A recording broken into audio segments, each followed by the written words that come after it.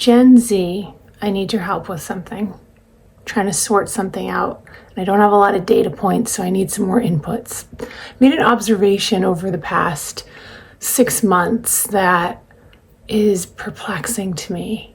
I'm trying to sort this out. So my twin sister and I went to see Tate McRae back in August. Had such a good time. And Tate comes out, and of course, like, what do you do when the music comes on, your favorite artist comes out? You are dancing, you are rocking out, you're singing the songs. It's like, it's absolutely infectious. And at one point I look around and I notice there's like not a lot of movement in the crowd. And there is, a lot of phones recording. We're all getting used to that. But there's not a lot of like people dancing. It's like, it looks very kind of stationary. But me and my sister are like, whatever, this is the greatest. Insert footage. So I just kind of wrote it off. And then I took my cute little 9-year-old daughter to see her favorite artist, Madeline May, came to Burlington, Vermont, and it was actually on my birthday. I took her to the show. And I think Madeline's music is great. It's very folksy. She's an incredible writer, singer. She's very like kind of perky, but emotional. It's really good. And so she came out playing a song I recognize, and same thing, like, oh, it's on, she's out, everyone's excited. You could practically hear a pin drop in this place. And I was recording and I panned the camera because it was eerie to me how still everybody was, like statues. And I couldn't help myself. I'm like, oh, feeling the music, I'm gonna dance.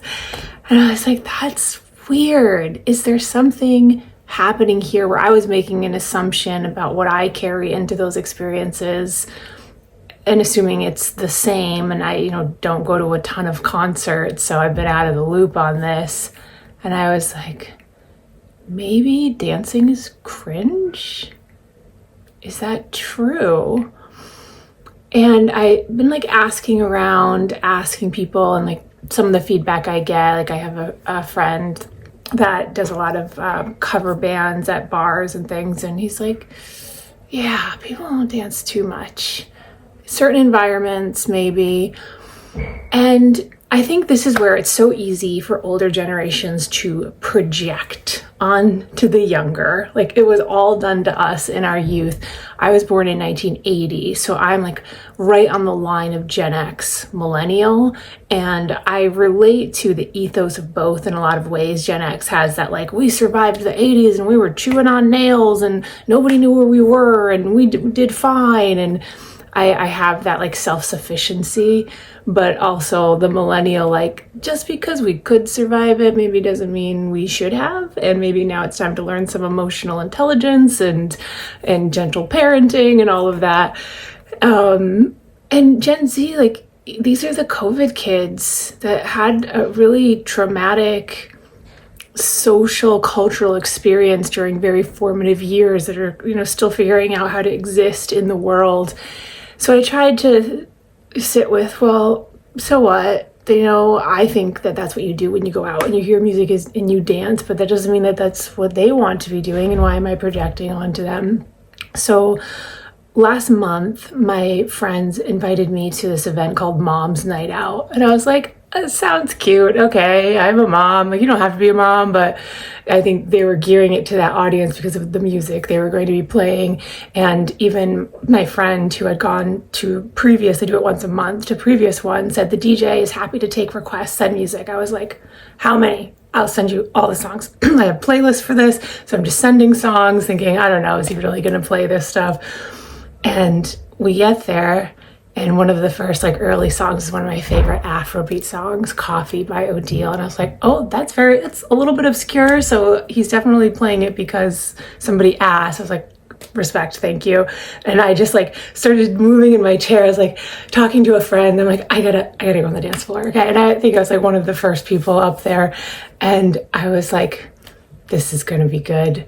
And then song after song, he's playing all the songs you want to dance to. Maybe I'll put some below, because every time a song came on, because the women that were there were all probably 30s, 40s, some were newly divorced and were just out there like, I don't give a, like, just wanted to get on the dance floor. And we're all very much in that same vibe of like, I didn't only knew a few of the other women there, but it was so like, so much camaraderie, so much like, yeah, hyping each other up. And my favorite part about it was I just really, really love to dance very sensually.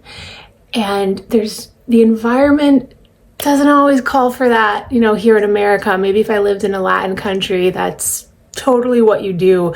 But, you know, you're either like at a wedding and your in-laws are there, or it's just like not the place to be Shakira. And I really want to, like, it's in me. And this was the place for that. This was the place. And also I don't like go out to clubs with like 20 somethings anymore. So there's just like, isn't the environment for that. But this was it. It was like, no holding back, no holding back. Everything you want to do, every song. And I felt, as at one point, even a group of maybe 20 somethings came in and they just looked at us like, what is happening? Like, kind of giggling, kind of uncomfortable. Some of them started recording because they're probably like, no, look at all these moms dancing. Did not care. It also was great that, I love you, men, but there were no men. So there, no matter how sexy you were dancing, no one was like, this is for me. She's doing this for me. I'm going to come up on her and then I got to like do the thing. It was just, this is for nobody but me. And the way that I felt, I was on that dance for like 2 straight hours. The way that I felt when I left there, so incredibly activated for days after. I felt alive. I felt inspired. I felt clear. I felt like I had burned 10,000 calories. I literally had like 20,000 steps that day. And I thought, Gen Z, I get it. I don't know if this is a choice not to dance or just lack of awareness around it because you haven't been in it as much because we were home for several years, or embarrassments. I get that, embarrassment. But what I do want to say is I don't think this is a generational thing. Humans have been dancing to express themselves, to communicate, to rebel, to come alive since the dawn of time, I'm quite sure. And a lot of other cultures do have dance built into their daily lives from the time they're young to the time they're very old. So I'm interested in more data points around this. Maybe I'm missing something, but I do want to put out there that if we are holding back from dancing, I do believe we're missing something. And I hope that doesn't become a trend. Certainly not good for me, even if I'm the last person standing on the dance floor looking a fool. Don't care. But yeah, I'd like to hear more about this. Have you had any experiences with this and what's going on here? Let's talk.